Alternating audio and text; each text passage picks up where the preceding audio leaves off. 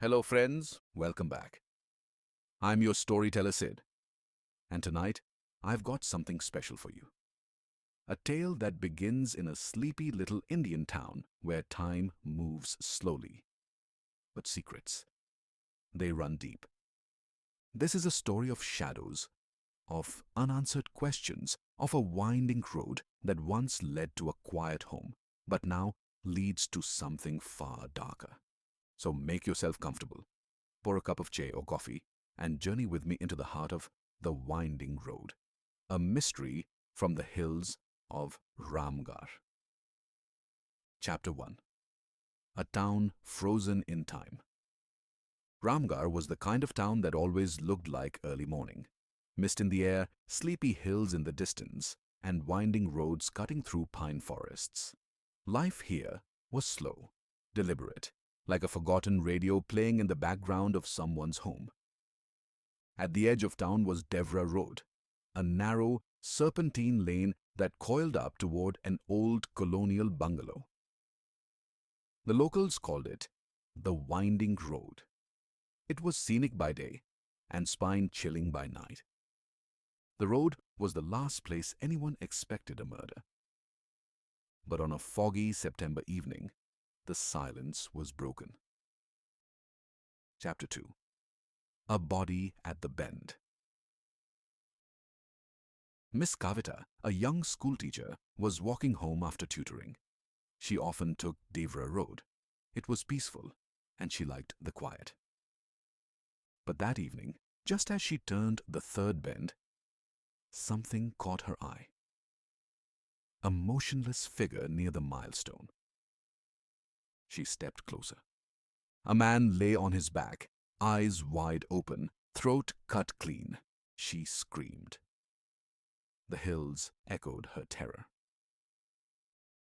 Chapter 3. The Arrival of Inspector Rana.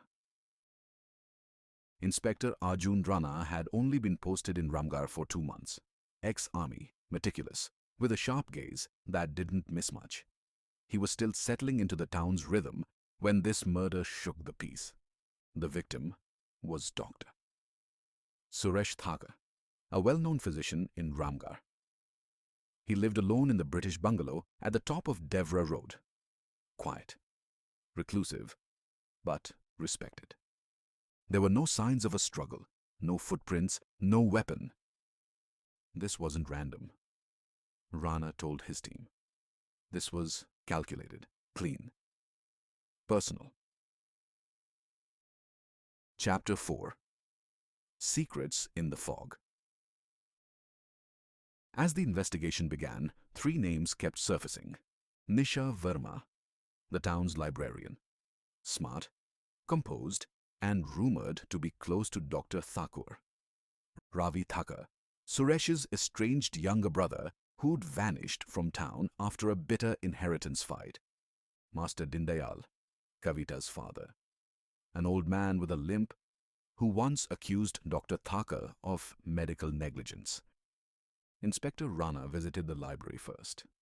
Nisha seemed tense, her voice brittle. "We were friends," she said. "Nothing more." But Rana noticed something. Guilt, fear, or perhaps both. Chapter 5. An Anonymous Envelope. 2 days later, a plain envelope arrived at the station. No sender. Inside was an old photograph. It showed Dr. Thakur, Nisha, and a third person, face scratched out with ink. On the back, that night, not just blood was spilled. A truth escaped through pain. A threat, a confession, or a cry for help? Rana didn't know yet. But something about the photo felt wrong, unfinished. Chapter 6. The Bungalow's Diary. The bungalow on the hill stood like a mausoleum, grand, empty, and echoing with the weight of secrets. Rana entered with a search warrant. The study was untouched. Medical books, prescription pads, a cabinet filled with sleeping pills. But behind a false panel in the bookshelf, Rana found something unexpected. A diary. Its last entry read, "She said she would go public. She threatened me. I never wanted this. But blood, it binds you. And sometimes it buries you." Chapter 7. A Woman in Green. Miss Kavita recalled seeing a woman arguing with Dr. Thakur near the third bend days before the murder, middle-aged, dressed in a green sari, angry. Rana checked town records. No one matched the description. But a constable from Bimtal, a nearby town, remembered something. A woman named Sunita Joshi had once filed a harassment complaint against Dr. Thakur 5 years ago. The case was abruptly withdrawn. Sunita had disappeared shortly after. Now her name was back. Chapter 8. The Brother Returns. Ravi Thakur was located in Almora. When summoned, he looked older than his age, burdened with unspoken rage. "He destroyed her," Ravi said. "Sunita was my friend. She was pregnant. He denied it, manipulated her. She disappeared. He moved on. I didn't." "Did you kill him?" Rana asked. Ravi stared at the inspector. "If I had the strength, I would have. But I didn't." Chapter 9. The Photo's Truth. Rana brought Nisha in again. This time, she broke. "Yes, I sent the photo. I found it in his drawer," she said. "That scratched face. It was Sunita. I recognized her. He kept tapes of her, of others. He blackmailed women who trusted him. And the night he died, I wasn't there," she said. "But maybe she came back." Rana looked at her carefully. "Sunita is dead," he said. "We found her body buried near the woods. She's been gone for years." Nisha turned pale. "Then who?" Chapter 10. The Last Witness. An old beggar who sat near the third bend came forward. "That night," he said, "I saw a woman, green sari, shouting.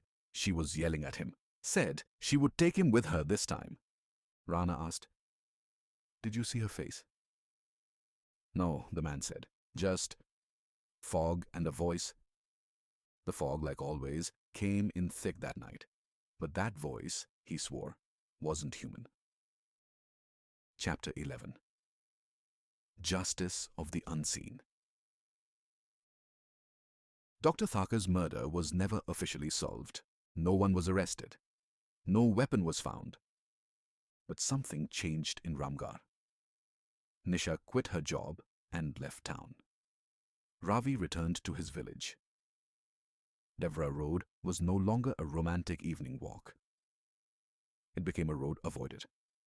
Locals whispered that on misty evenings you could still hear a woman's voice on the wind, accusing, grieving, warning. Inspector Rana stood at the bend one last time. The wind rustled the pines. The fog moved like a curtain.